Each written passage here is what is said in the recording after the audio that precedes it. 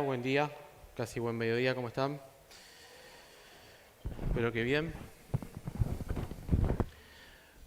Vayamos rápidamente, Santiago 4, Santiago capítulo 4, mientras los niños se van acomodando atrás.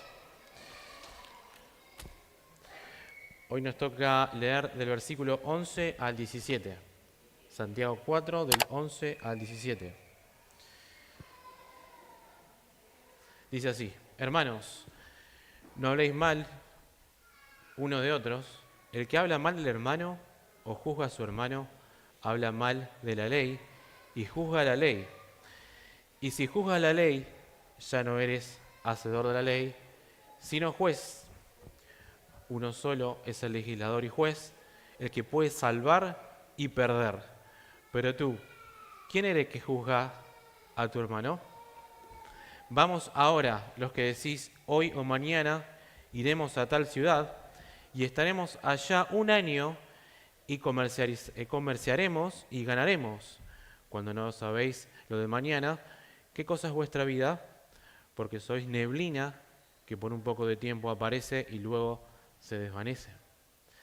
En lugar de lo cual deberías decir: si el Señor quiere, viviremos y haremos esto o aquello.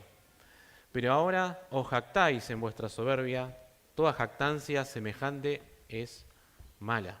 El que sabe, pues, hacer lo que es bueno y no lo hace, le es pecado, ¿no? Un texto también conocido. Vamos a estar viendo en esta mañana, en este mediodía, vamos a estar yendo y viniendo entre dos conceptos que Santiago está analizando acá a la iglesia, que es sobre la murmuración y sobre la autosuficiencia de la gente, de los hermanos, de los creyentes, al parecer. Evidentemente, la murmuración es algo que Santiago tenía en mente, porque vemos que de nuevo dice hablar mal unos con otros. ¿Se acuerdan que hace poco meditábamos en este mensaje respecto a la lengua? Cómo la lengua puede tener dos caminos. Uno, ¿para qué era? ¿Alguno se acuerda? ¿Qué puedo hacer con la lengua? Incendiar. ¿Incendiar qué decía el texto? Todo un bosque era, ¿no? O sea que por un lado podemos hacer uso de la lengua, que con algo tan pequeño, con una chispa, podemos incendiar todo un bosque. Pero tenemos otro camino con la lengua, a ver si alguno se acuerda, qué es lo que uno puede hacer con ella. Bendecir, ¿no? Y me acuerdo que Santiago daba algunos ejemplos sobre dos elementos que podemos entender respecto a lo que uno puede hacer con la lengua para ser de bendición. Uno era el caballo. Con algo tan pequeño, desde algo tan pequeño que es desde la boca, uno puede guiar y direccionar todo un animal tan grande, ¿no? Al igual que un barco, que desde un timón, desde algo tan chiquito, uno puede guiar, direccionar toda una nave y un barco tan grande. Entonces Santiago mencionaba, veníamos viendo, respecto a la sabiduría, que uno conforme a la sabiduría que va a utilizar, o cómo uno se identifica con la sabiduría, va a usar la lengua. Si yo me identifico con la sabiduría de Dios, que es de lo alto, que es pura y pacífica, lo que voy a hacer con mi lengua es bendecir. Ahora, si yo me identifico, todo lo contrario, con la sabiduría que es terrenal, y Santiago menciona carnal y diabólica, entonces yo voy a generar un caos con las relaciones. Entonces vemos estos dos caminos constantes que Santiago utiliza en esta historia, donde más adelante, incluso en el versículo 13, cuando habla de la sabiduría de la lengua, dice que se hace una pregunta, que en el capítulo 4, que es lo que estuvimos viendo hace poquito. ¿De dónde vienen las guerras? ¿De dónde vienen las contiendas? Evidentemente no se trata de una lengua sola, no algo ajeno a un cuerpo, sino que dice de nuestras propias pasiones, que guerrean entre nosotros.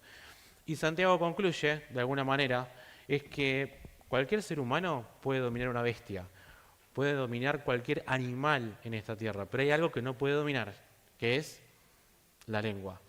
Entonces, la conclusión que llega a Santiago es que si no podemos dominar la lengua, entonces evidentemente tenemos que renunciar a nosotros mismos, tenemos que dejar que el Espíritu Santo sea el que obre para no estar dañando todas estas relaciones.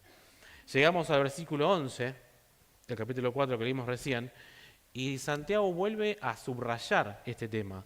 Dice: no hablen mal los unos de los otros, ¿no? Porque el que habla mal se pone como, ¿qué del otro hermano? Como un juez, como una autoridad, como alguien que está por encima del otro. Y es algo que evidentemente a Santiago le preocupa, pero es preguntarnos por qué le preocupará tanto a Santiago el tema de las relaciones. ¿Por qué le preguntará tanto, no preguntará, por qué le preocupará tanto a Santiago el trato que tenga la iglesia unos con otros? Y una de las cosas que mencionábamos es que en el versículo 9 del capítulo 3 dice que con ellas bendecimos al Señor y Padre y con ellas maldecimos a los hombres que han sido hechos a semejanza de Dios. Sé que evidentemente Santiago remarca una vez más que los hombres fuimos creados a imagen y semejanza de Dios. Entonces, si yo ataco a mi hermano poniéndome como juez, como una autoridad, como alguien que está por encima, yo estoy atacando a Dios mismo. No es nada personal con las personas de alguna manera o con la iglesia, sino es con Dios. Pero otra cosa que podemos entender y desarrollar en esta mañana es por qué Santiago menciona otra vez, otro ejemplo, este tema de la importancia de las relaciones, de cómo trato a mi hermano. Y el tema de la murmuración, porque hablar mal con la otra persona es murmurar, depende de qué versión tengan ustedes. Vamos a ver que es mencionado en el Antiguo Testamento en reiteradas oportunidades, el tema de la murmuración. ¿Alguno se acuerda de alguna cosa? ¿Hay algún ejemplo acaso en la Biblia? Porque Santiago lo trae a colación en el primer siglo de la era cristiana, donde aparentemente la iglesia estaba luchando con esto. Y más que lucha, podríamos decir, es algo que ya era cotidiano y era común, el tema de la murmuración. Pero sí estaría bueno que podamos pensar un poco más si Santiago usa algún ejemplo, ¿no? ¿Por qué trae esto a colación si simplemente se reduce a una cuestión de contexto momentáneo, de que había problemas entre ellos, o también que empieza a entender Santiago y a enseñar que del corazón de Dios sale este principio, ¿no? Veamos, vayamos a Éxodo, capítulo 15, y quisiera que podamos ver entre todos lo que sucede en el pueblo de Israel. Ya que venimos con Éxodo, vamos a hacer algunas menciones. En el versículo 22 en adelante, sucede una situación muy particular en el desierto, en donde alguien murmuraba, ¿no? Versículo, vamos a leer del 22 al 26, lo leo. Dice que Moisés hizo que Israel partiera del Mar Rojo, y salieron al desierto de Shur, y anduvieron 3 días por el desierto, y no hallaron agua. Y llegaron a Mara, pero no pudieron beber las aguas de Mara, porque eran amargas. Por eso llamó su nombre Mara. 24. Y murmuró el pueblo contra Moisés, diciendo, ¿qué beberemos? ¿Qué pasó ahí entonces? ¿Cuál es el problema? Si me ayudan. ¿Cómo? Bueno. Queja del pueblo contra Dios, allá atrás Walter, ¿puede ser? ¿Qué dijiste? Se quejaba, hubo una queja, ¿no? ¿Por qué la queja? ¿Qué estaba pasando? No había agua. ¿Y dónde estaban ellos? ¿Estaban en el Caribe? Estaban en el desierto. Entonces, ¿el agua era importante o no era importante en el desierto? Ahora, pensándolo humanamente, ¿es lógico quejarse por el agua? Si no hay agua, estamos en el desierto, venimos de Egipto, es totalmente natural, lógico quejarse. Pero acá la palabra que usa el autor en Éxodo no es quejó o reaccionó, sino que es murmurar. Entonces vemos que acá hay una acción contra algo, contra alguien, en este caso. Versículo 8, ¿qué hace Moisés? Responde, cuando Jehová... me fui a otro capítulo, me salté. Versículo 25. Entonces él clamó a Jehová y Jehová le mostró un árbol, el cual echó en las aguas, y las aguas se endulzaron. Allí le puso estatuto y decreto, y allí lo probó.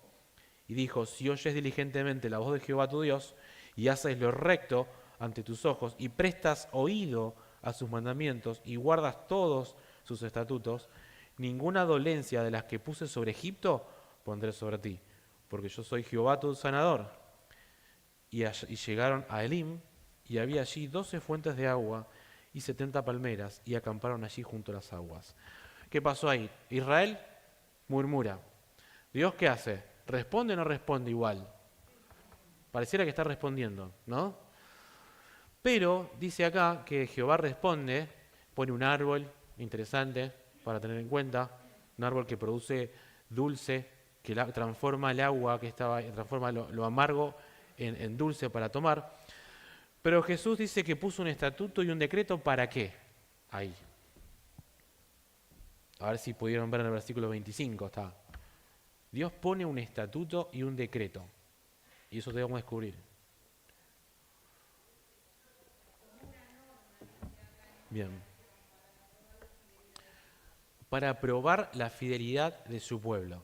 Entonces acá, en los que vienen estamos en la escuela dominical, perdón, en los estudios de las casas de familia, los núcleos, justo estamos, creo que algunos ya llegaron a esa parte de la prueba. Algunos, vos decís que sí. Acá algunos dicen que sí, ¿no? Que ya llegaron a la parte de la prueba. ¿Por qué Dios prueba a las personas? Que esto es un paréntesis que podemos hacer, ¿no? ¿Qué se les ocurre a ustedes? ¿Es normal esto? ¿Está bien? ¿Por qué Dios nos prueba? ¿Sí? ¿Cómo? Para moldearnos, dice Nico. ¿Qué piensan? ¿Por qué Dios está probando a Israel acá? Para moldear, buen punto. ¿Qué más?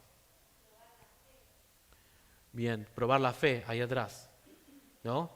Dios necesita probar la fe del pueblo de Israel. Dios no sabe. Dios sabe todo. Ahí está, ellos saben todo, dice Luis. Pablo dice, para dejar en evidencia lo que hay en el corazón. ¿Ven? Ahí lo que está haciendo, ¿no? Obviamente si la prueba viene de parte de Dios, la prueba va a ser buena, ¿no? Es una oportunidad para que el pueblo de Israel pueda identificarse con Dios y pueda hacer la diferencia, porque viene de Egipto, ¿no? La pregunta que nos hacemos, el pueblo de Israel murmuraba, ¿está? Contra Dios. Y acá Dios le dice, pero si oyes los mandamientos, si prestas oídos diligentemente a la voz de Dios, ven que hay un contraste que Dios hace acá, en este caso, de murmurar o escuchar la murmuración a prestar los oídos a Dios, a su sabiduría. ¿Ven ahí? Empieza de alguna manera Dios a expresar lo que al pueblo de Israel le conviene. La pregunta que nos hacemos y que sabemos la respuesta es, ¿el pueblo de Israel escucha la voz de Dios o sigue murmurando? Sigue murmurando. Capítulo 16. Miren esto, cómo empieza a sumar. A los 15 días, nada más, del segundo mes, después que salieron de la tierra de Egipto, toda la congregación de los hijos de Israel partió de Elim y llegó al desierto de Sin, que está entre Elim y Sinaí. Versículo 2. Entonces murmuró toda la congregación de los hijos de Israel contra Moisés y contra Aarón en el desierto. Se sumó alguien más en el castigo, ¿ven? Primero era contra quién? Moisés. Y ahora ¿quién agregaron? ¿Qué personaje se agregó? Aarón. Ya van dos. ¿Qué representan Aarón y Moisés? ¿Alguno recuerda? ¿Quiénes son? Los líderes del pueblo de Israel, los representantes del pueblo de Israel. Moisés era el sacerdote. Entonces, versículo 3. Y les decían los hijos de Israel, ojalá hubiéramos muerto por mano de Jehová en la tierra de Egipto, cuando nos sentábamos junto a la olla de carne, cuando comíamos pan a saciedad. Nos habéis sacado a este desierto para matar de hambre a toda esta multitud. Es fuerte, ¿no? Decirle a Moisés y a Aarón, murmurar contra ellos, decir, hubiera preferido estar en la esclavitud antes de que estar con ustedes, que estar acá, es muy fuerte. ¿Cuál es la respuesta de Dios a Moisés? Versículo 4. He aquí yo hago llover para ustedes pan de los cielos, y saldrá el pueblo a recoger la ración diaria cada día, a fin de que yo lo apruebe si anda en mi ley o no. Pero en el sexto día sucederá que cuando preparen lo que han de traer, será el doble de lo que recojan cada día. Dijeron pues Moisés y Aarón a todos los hijos de Israel, en la tarde conocerán que Jehová los sacó de la tierra de Egipto. Y por la mañana, versículo 7, veréis la gloria de Jehová, porque él ha oído vuestras murmuraciones contra Jehová, pues nosotros, que somos para que murmuréis contra nosotros. Quisiera que hagamos este ejercicio a ver quién es el primero que se da cuenta de la cantidad de veces que aparece en estos versículos, en el capítulo 16, la palabra murmuración. Vimos en el versículo 2, murmurar. Versículo 7, ¿cuántas veces aparece murmurar? O también que depende de qué versión, hablar en contra de, ¿no? 2, ya van 3 hasta ahí. Versículo 8, y dijo Moisés, cuando Jehová les dé por la tarde carne para comer y por la mañana pan hasta saciarlos, será porque Jehová habrá oído vuestras murmuraciones que habéis murmurado contra él, porque nosotros, ¿qué somos? Vuestras murmuraciones no son contra nosotros, sino contra Dios, contra Jehová. ¿Alguno sabe cuánto vamos ahí? 4, 5, 6. 6. Bien, yo ya perdí la cuenta. Versículo 9. Y dijo Moisés a Aarón, di a toda la congregación de los hijos de Israel, acercaos ante la presencia de Jehová, pues él ha oído vuestras. Y sucedió que mientras hablaba Aarón a toda la congregación de los hijos de Israel, miraron hacia el desierto, y aquí la gloria de Jehová estaba en la nube. Y habló Jehová a Moisés diciendo, yo he oído las murmuraciones de los hijos de Israel, háblales diciendo, al atardecer comerán carne, por la mañana os tratarán de pan, entonces sabréis que yo soy Dios, soy Jehová vuestro Dios. ¿Ven? Recuerdan que en el capítulo anterior ellos estaban murmurando contra Moisés y Dios le dice, antes que murmurar, a ustedes les conviene prestar oído a mi ley, a mi sabiduría. ¿Ven? Capítulo 16, yo tengo anotado 8 veces, pero capaz que ustedes encontraron más. 8 veces. ¿El pueblo de Israel entendió o no entendió? No. Evidentemente no entendía el principio que era válido, ¿no? Lo que al pueblo les convenía. Ellos no estaban entendiendo. Ahora bien, en el versículo 13 en adelante vamos a estar viendo cómo el tema primero era el pan, el maná que descendió del cielo. Recuerdan que habíamos leído recién que el maná, cuando le caía maná del cielo, ¿ellos qué debían hacer con el maná? ¿Lo podían guardar para el otro día? ¿Lo podían poner en un plazo fijo a ver si tenían más maná para el futuro? No había chance, o sea, no podías guardar el maná, tenías que cada día confiar en que Dios iba a proveer de ese pan, ¿no? Es la confianza que Israel debía tener, sabiendo que al otro día Dios iba a proveer. Bueno, con la codorniz también pasa lo mismo en el versículo 13, miren lo que pasa. Y ocurrió que por la tarde subió la codorniz y cubrió el campamento, y por la mañana había una capa de rocío alrededor del campamento. O sea, ¿qué significa eso? Imaginen el pueblo de Israel mirando la arena del desierto, ¿y qué veían en vez de arena? Codornices, un colchón de codornices. Versículo 14.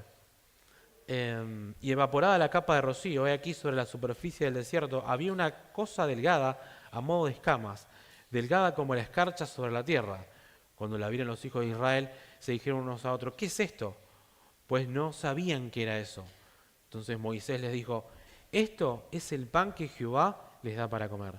Esta es la palabra que Jehová ha ordenado. Recoger de él cada uno lo que ha hecho de comer, conforme al número de vuestras personas. Tomaréis cada uno para los de su tienda un homer por cabeza. Y los hijos de Israel lo hicieron así y recogieron unos más, otros menos, según la familia. Ahí estamos bien. ¿Qué piensan ustedes?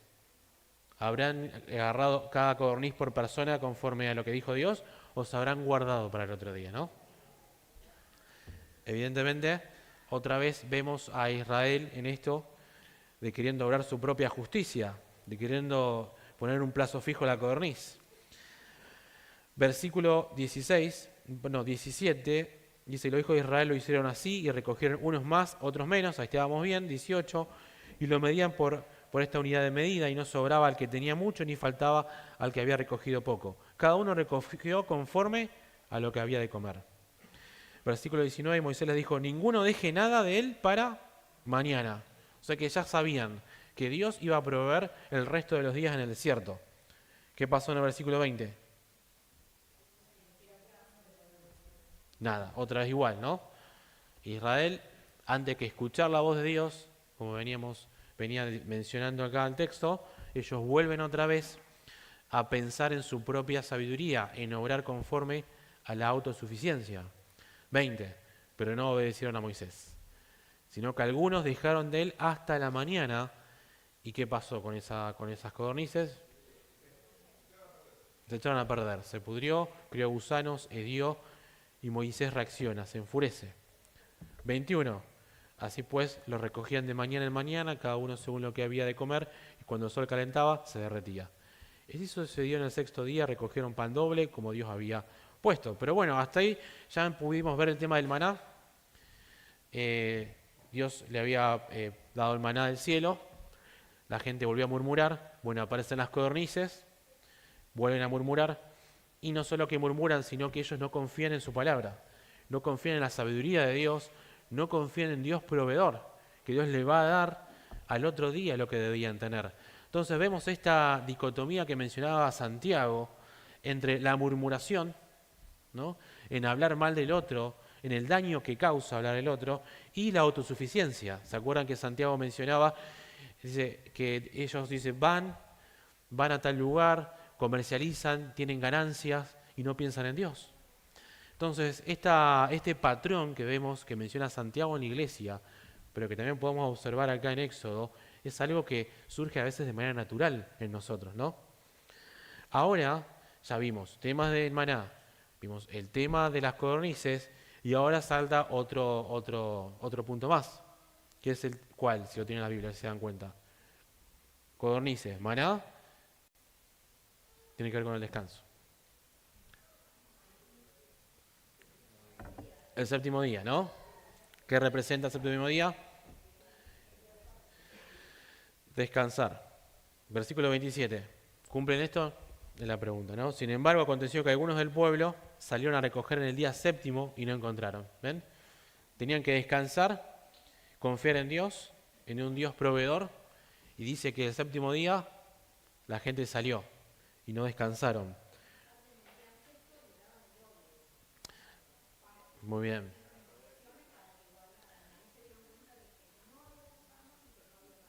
¿Ven lo que dice Marta?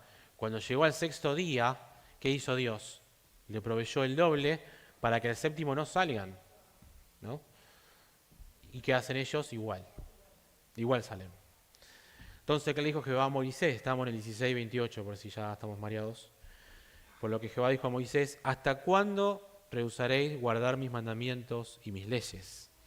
¿Ven un poco la idea y la lógica de lo que representa el mandamiento de Dios para el pueblo de Israel? Tal vez no es tanto yo tengo que cumplir tal o cual ley, sino que Dios le está dando todas las posibilidades para que ellos puedan vivir una vida de disfrute, de deleite en Dios. Es el que provee. Mi ley demuestra que ustedes van a tener abundancia, que el agua amarga se va a ser transformada en agua dulce, que van a tener pan, que van a tener codornices, ¿no? Y que van a tener descanso, y que Dios va a proveer de ese descanso, ¿no? Más adelante sabemos que el descanso representa a la persona de Cristo, ¿no? Y ellos están constantemente luchando contra la ley, en este caso, que es la que produce vida, la que produce que podamos comer de este buen pasto, que nos hace descansar, que nos hace confiar en Dios. Fíjense en el 29 cómo sigue. Mirad que Jehová les dio el Sabbat, por tanto en el sexto día les da pan, como decía Marta, para 2 días. Que cada uno se quede en su sitio y nadie salga de su lugar en el séptimo día. Y reposó el pueblo el séptimo día. O sea, es increíble cómo esto avanza y esto no para, ¿no? Fíjense ahora en el 17. ¿La gente deja de murmurar? No. ¿Ahora qué falta? 17:1. A ver si uno tiene un título que les ayude. Agua. ¿Confía en el pueblo de Israel en que Dios provee agua? Miren, toda la congregación de los hijos de Israel partió del desierto de Sin por sus jornadas conforme al mandamiento de Jehová y acamparon en Refidim y no había agua para que el pueblo bebiera. Y disputó el pueblo con Moisés y dijeron, danos agua para que bebamos. Y Moisés les dijo, ¿por qué disputáis conmigo? ¿Por qué tentáis a Jehová? Así pues el pueblo tuvo allí sed por falta de agua y murmuró contra Moisés y dijo, ¿para qué nos hiciste subir a Egipto? Para matarnos de sed a nosotros, a nuestros hijos y a nuestros ganados, ¿no?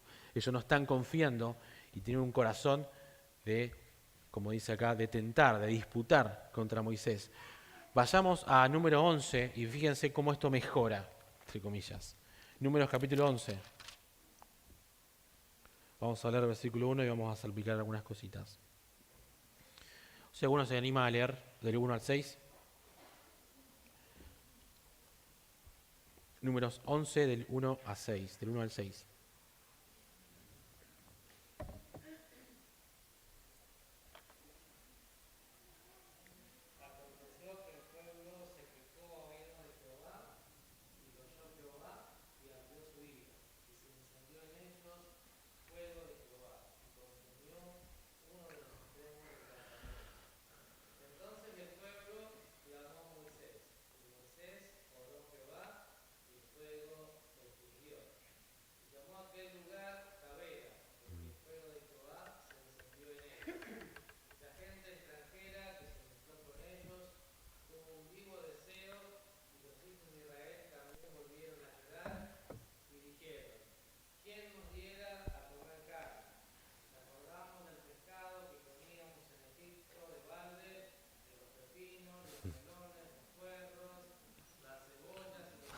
Parece una receta, ¿no?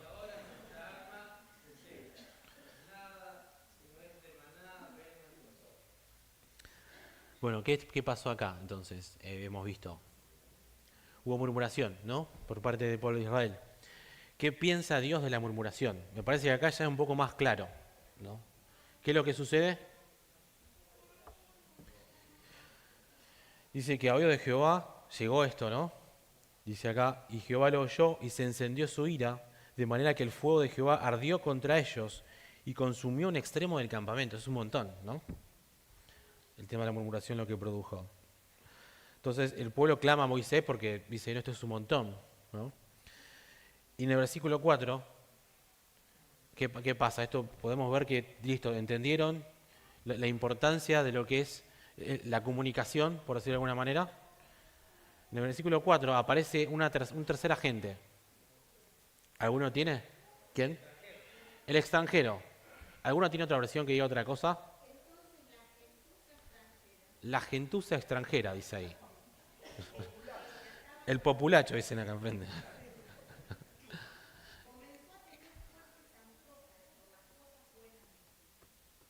Bien, ¿alguna versión tiene, como dijo acá Pablo Mercado? Raza mixta, está bueno.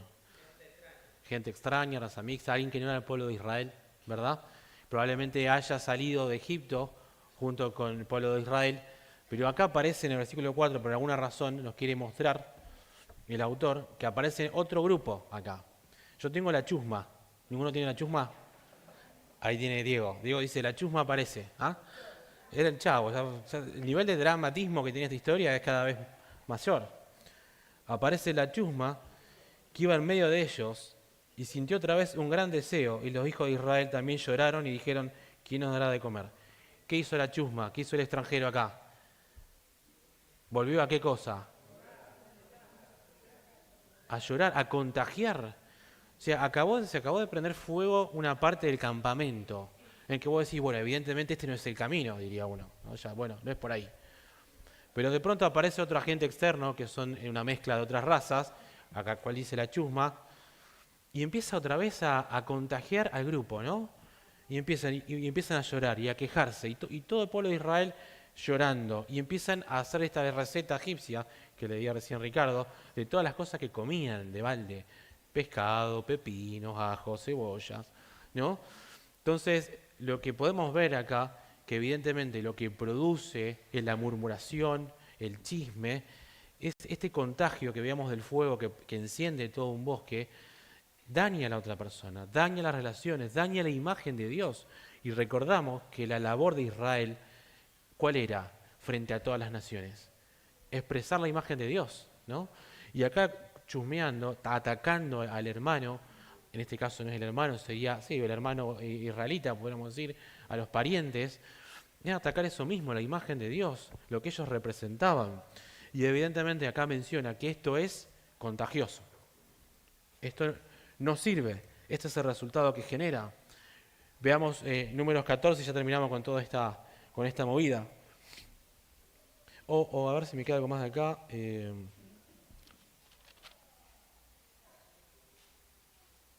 Sí, no, veamos el 12 primero, que esto está bueno también para mencionar el tema de la murmuración y lo que Dios ve de la murmuración. Dice versículo, vamos a leer 1 y 2 y 8 al 16. Dice que murmuró Miriam con Aarón contra Moisés a causa de la mujer cusita que había tomado, pues él había tomado una mujer cusita. ¿Quiénes son los involucrados en esta murmuración? ¿Cuántas personas? 3. ¿Por qué 3? Moisés, Miriam y Aarón. Bien, ¿quiénes son los que murmuran de los 3? Miriam y Aarón.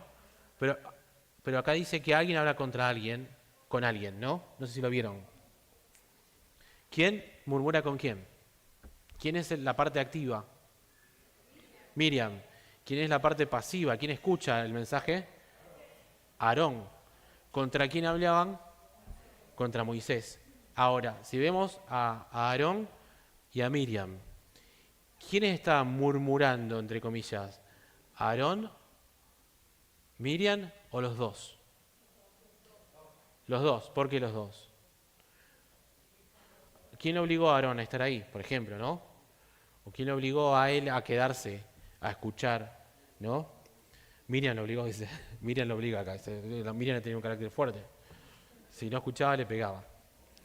Pero dice, murmuró Miriam con Aarón contra Moisés a causa que habíamos leído ahí.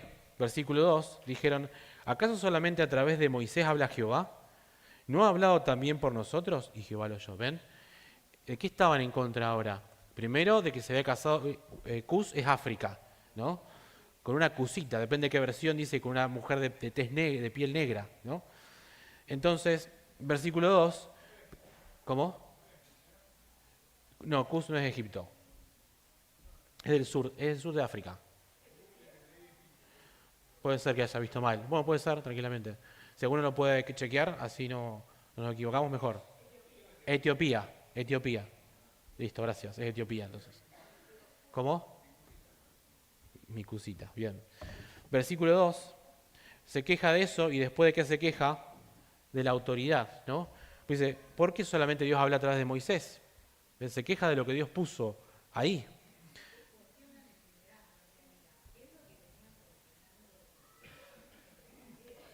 Tal cual, el liderazgo sigue siendo cuestionado como desde el principio. Versículo 8, ¿qué dice? Boca a boca hablo con él en visión, pero sin enigmas, y él contempla la apariencia de Jehová. ¿Por qué no tuviste temor de hablar contra mi siervo, contra Moisés? Y la ira de Jehová se encendió contra ellos y se fue, ¿ven? Es contra los dos.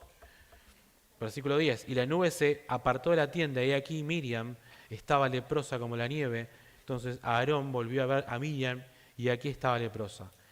Y Aarón dijo a Moisés, Señor mío, te ruego, no pongas sobre nosotros un pecado por el cual hemos sido insensatos y en el cual pecamos. ¿Qué dice Aarón? ¿Reconoce o no reconoce su pecado? Reconoce su pecado. Reconoce que estuvo involucrado en esa murmuración. ¿Ven? ¿Por qué? No.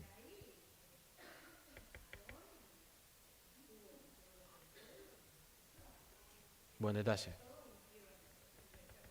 Si seguimos la línea cronológica, como Aarón avanza, en el momento que Moisés estaba en el monte, recuerda Marta, abajo había una fiesta, ¿se acuerdan?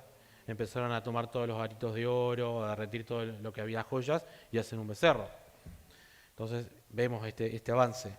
Versículo 12, perdón. No sea ella, te ruego, como el nacido muerto que al salir del vientre de su madre tiene ya consumida la mitad de su carne. Entonces Moisés clamó a Jehová diciendo, te ruego Dios, sánala ahora. Pero Jehová dijo a Moisés, si su padre lo hubiera apenas escupido en la cara, no estaría ella en oprobio por 7 días, será excluida del campamento por 7 días y después será redimida.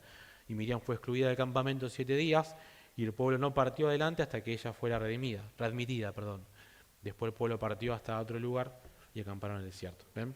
Entonces evidentemente hay algo que expresa la murmuración contra la otra persona, ¿no? Que esto avanza y genera estragos. Por eso Dios aborrece el daño que causa esto en el pueblo de Dios. Y avanzando ya, volvamos a Santiago. Estamos en Santiago capítulo 4. Sí.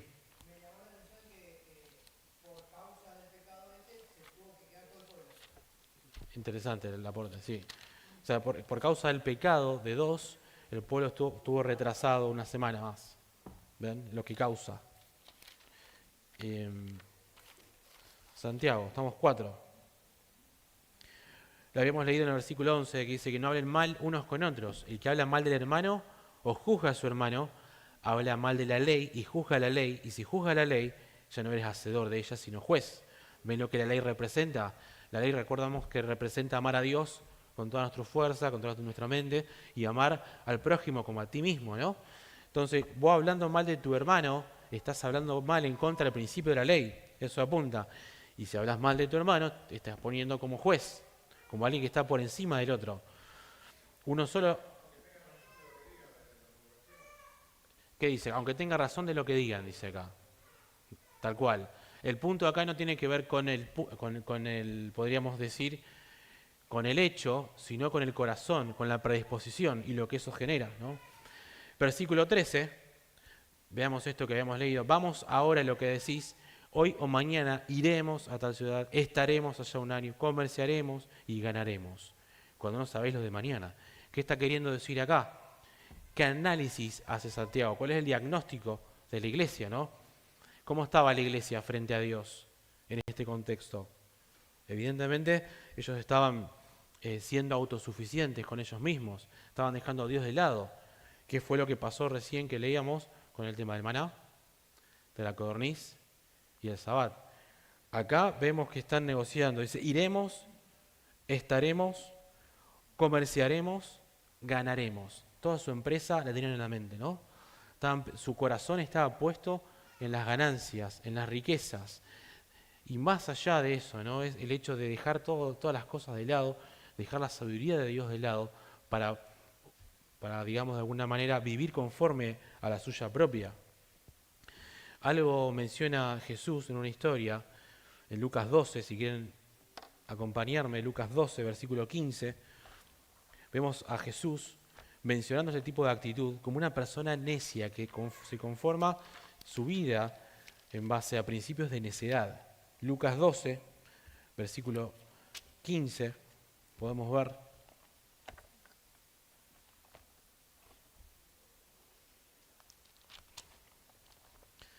Y les dijo, mirad y guardaos de toda avaricia, porque aunque alguno tenga más que suficiente, su vida no depende de los bienes que posee.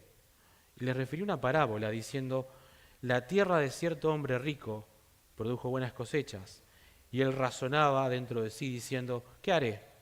Porque no tengo dónde más guardar mis frutos. Y dijo, esto haré, derribaré mis graneros y los edificaré más grandes. Y allí almacenaré todos mis granos y mis bienes. Y diré a mi alma, alma, tienes muchos bienes almacenados para muchos años. Reposa, come, bebe, diviértete. Pero lo que Dios le dijo fue, insensato, esta noche tiene tu alma te será demandada, y lo que has prevenido, ¿para quién será? Así es el que atesora para sí y no es rico para con Dios. Vemos dos cosas acá entonces. De alguna manera vemos un corazón que atesora para sí mismo, para la tierra, para tener un mejor pasar, para divertirse, dice acá, que obviamente eso no está mal, creo que cabe aclarar, ¿no? Que no está mal en sí mismo, ¿no? Más en nuestro país, tratar de ver de cómo no perder nuestros bienes de alguna manera, ¿no? Cómo nuestras divisas no se vuelen ni se licúen. Pero acá el punto es que el corazón de la persona estaba siendo constante, ¿no? En su negocio, en cómo guardar, en cómo su mente estaba siempre pensando en lo mismo. Pero no solo eso, sino que ¿qué pasó con esta persona que estaba pensando en cómo invertir lo que tenía? ¿Qué dice acá? Ya se iba a morir. Ya te morís. ¿Cómo, perdón? Tal cual, ¿de qué te sirve ganar todas estas cosas si perdés tu alma, ¿no? Es eso apunta, que la vida es efímera, que pasa volando, ¿no? Que es lo que vemos acá, volviendo a Santiago, que es lo que le dice Santiago a la iglesia, capítulo 4.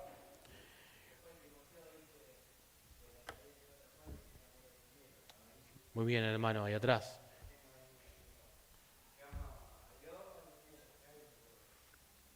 ¿Cuál es la raíz de todos los males, no? El amor al dinero.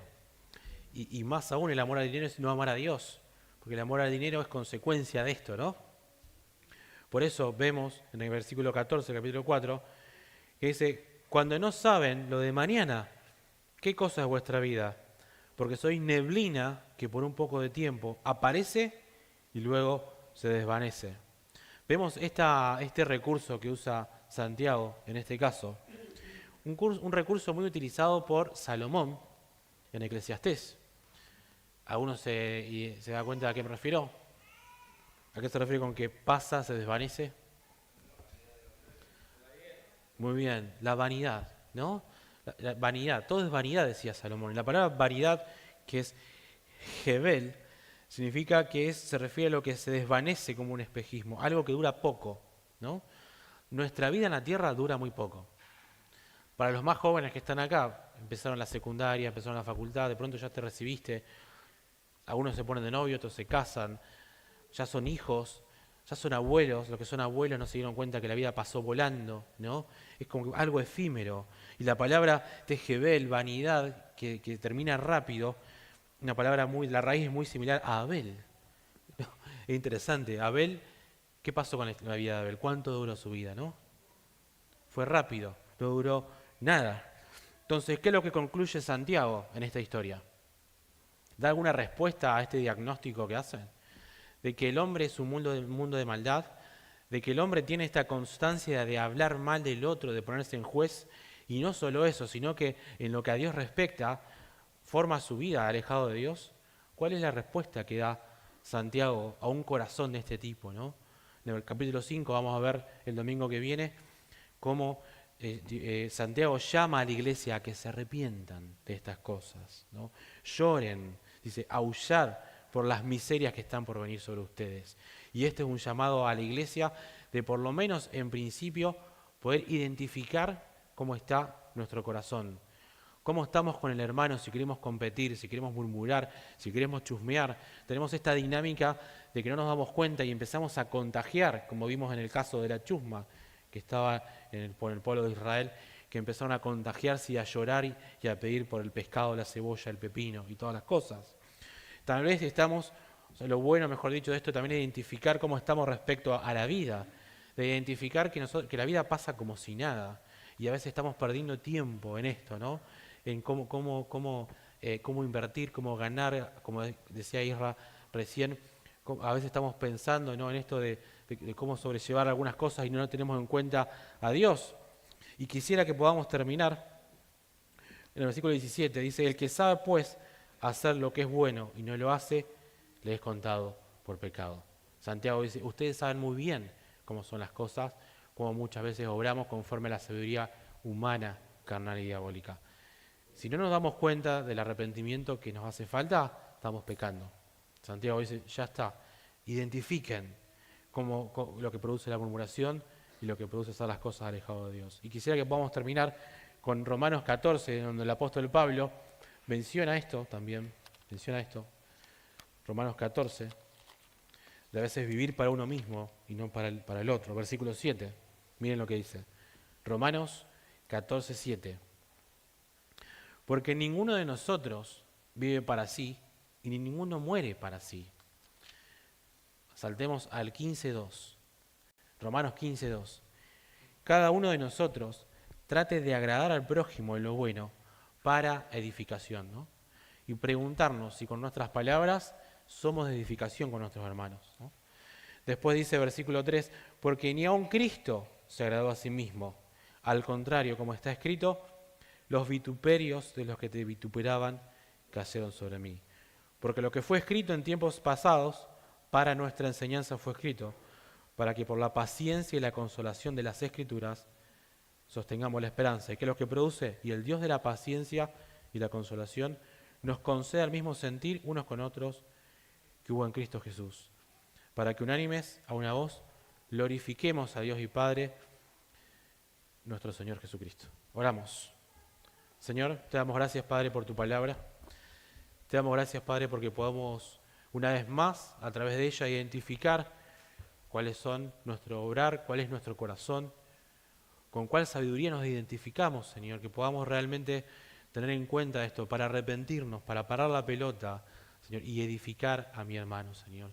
Que pueda expresar la imagen de Cristo en cada área en donde estemos, ya sea familia, trabajo, con la misma iglesia, Señor. Que podamos ser de bendición, de edificación, Señor, y que podamos llevar a las naciones la imagen de Cristo a donde estamos, Padre.